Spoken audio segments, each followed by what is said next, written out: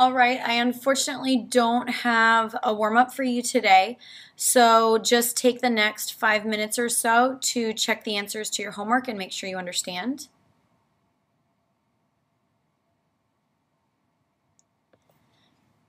All right, yesterday I told you that we were going to learn a shortcut, okay? And we're going to start by demonstrating the need for a shortcut. So here I have the integral of x squared times sine of 4x dx. This is the product of two unrelated functions. One is quadratic, one is trigonometric, and I certainly can't use u substitution.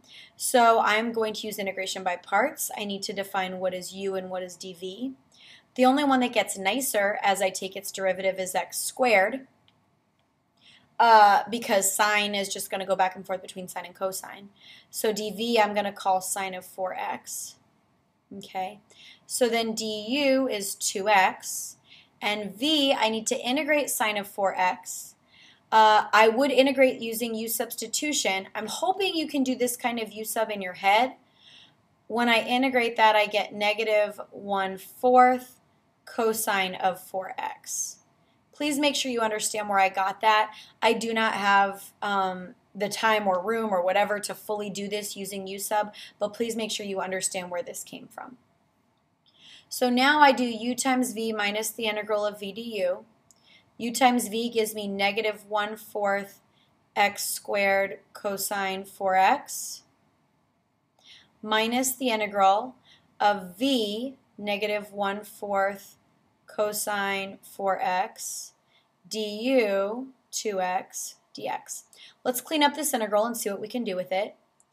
Negative 1/4 x squared cosine 4x plus minus minus.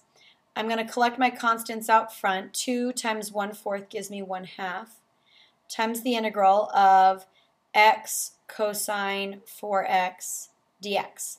So now I still have to integrate this. But how do I integrate this?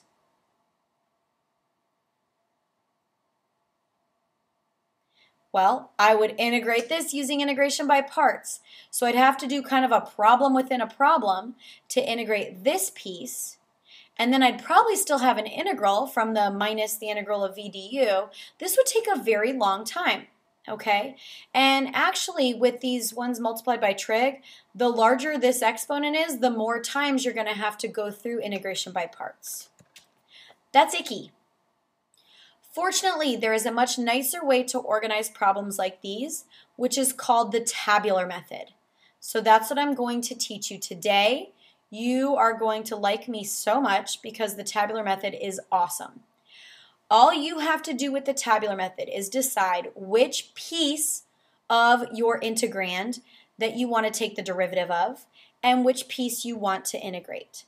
So if we're starting with this, I would rather take the derivative of x squared because it's going to get nicer, and I'd rather integrate sine of 4x because I don't really have a choice. So the root of tabular method is table. This is just using a table to organize your integration. So I'm going to make a table. And on one column, I'm going to take the derivative. And on the other column, I'm going to integrate. And we said we wanted to take the derivative of x squared, and we wanted to integrate sine of 4x. Okay? So I'm going to take the derivative of x squared, and I get 2x. I'm going to take the derivative again, and I get 2. I'm going to take the derivative again, and I get 0, and now I stop.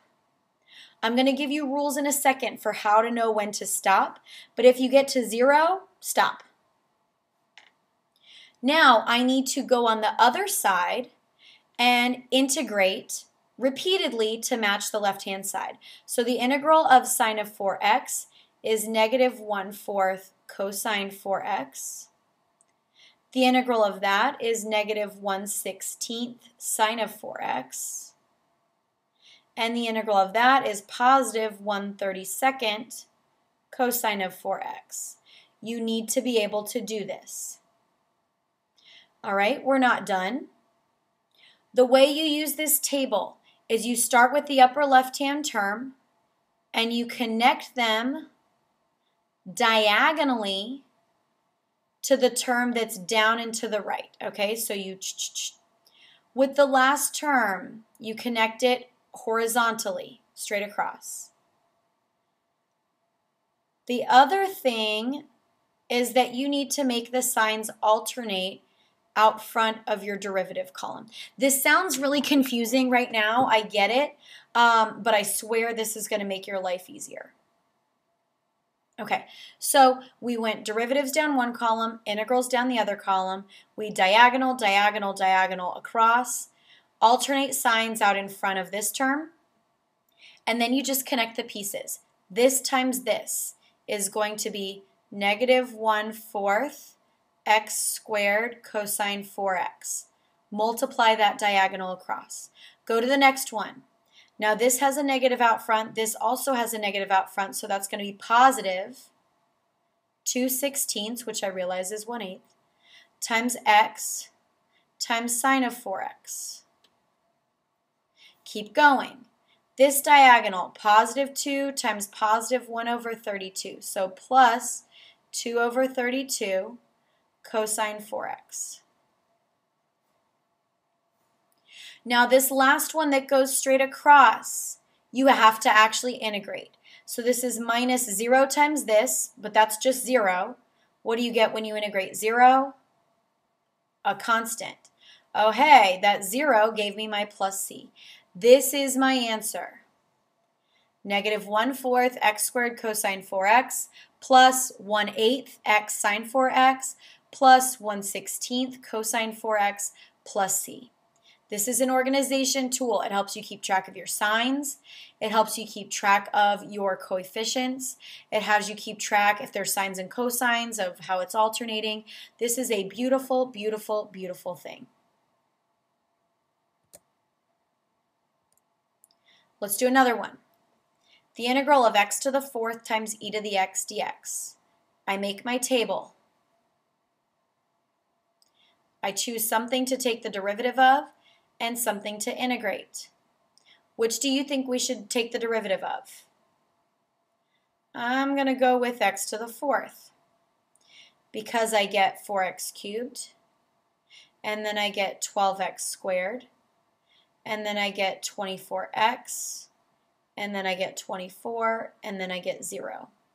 Integral of e to the x, I can do that all day. E to the x, e to the x, e to the x, e to the x, e to the x.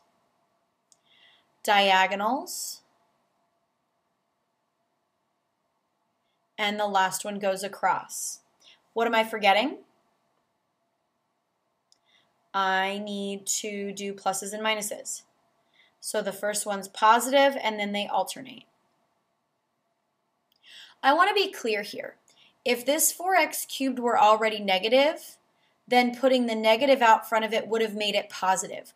What this means is don't change the first guy, change the sign of the second guy. Don't change the third guy, change the sign of the fourth guy. Okay, so what it means is you're changing the sign of every other one. The reason we do that is because the formula is u times v. This is u times v minus the integral of v du. So every other one is going to alternate because of this negative here. I hope that makes sense. Now I just have to read it off the table. X to the 4th e to the x minus 4x cubed e to the x plus 12x squared e to the x minus 24x e to the x plus 24 e to the x. Integrate the cross one, which in this case again just gives me my plus c. Can you imagine how many times we would have had to do integration by parts to get this? The tabular method is amazing.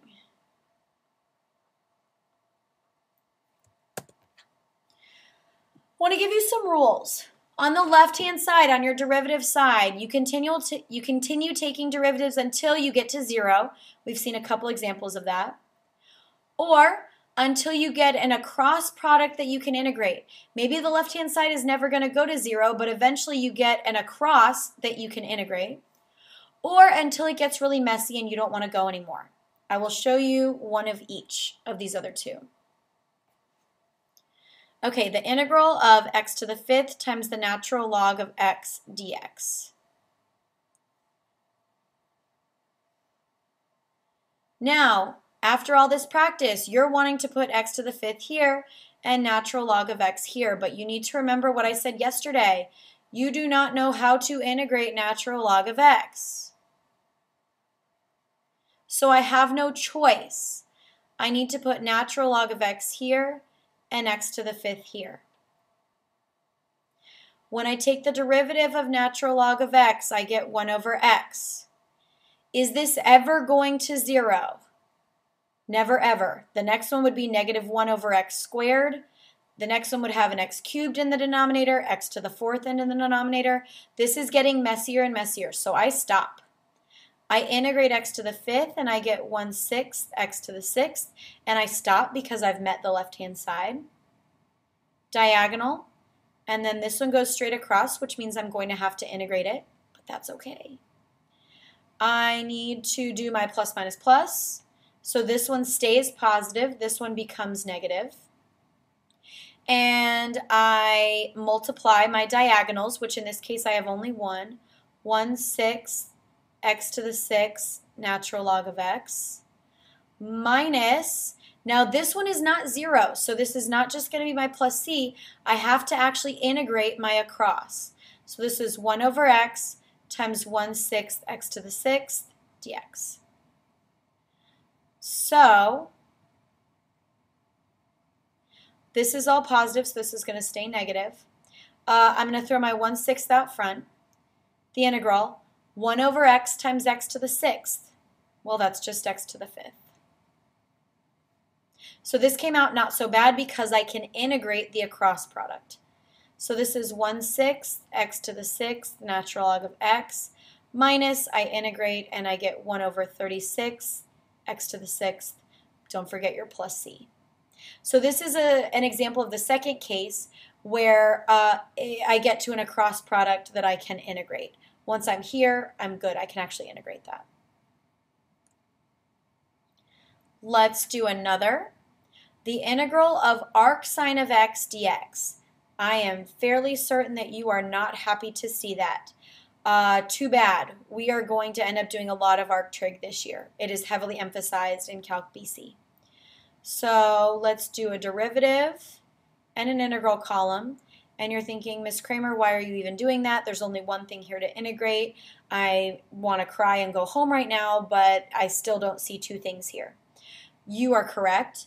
I cannot put this arc sine x in the integral column because if I knew how to integrate it, I wouldn't have an issue. So I must put it in the derivative column. So what's left to go in the integral column? Well, I guess just my dx or a 1 or something like that. I'm going to take the derivative of arc sine of x. Uh-oh, do you remember what it is? 1 over the square root of 1 minus x squared. Does that ring a bell? And then the integral of 1 dx is x. Yes, you need to know these derivatives. Okay, I'm going to stop here because this is messy. I do not want to take the derivative of this. So let's across. Let's do our signs. This one stays positive, this one becomes negative. And I have x arc sine x minus the integral of x times that, so x over the square root of 1 minus x squared dx. Gee, thanks, Ms. Kramer. You gave me this big mess that I still have to integrate. Yeah, it's not pretty, but I can integrate it using, what's the only other thing you know about integration? U sub. So let's do that.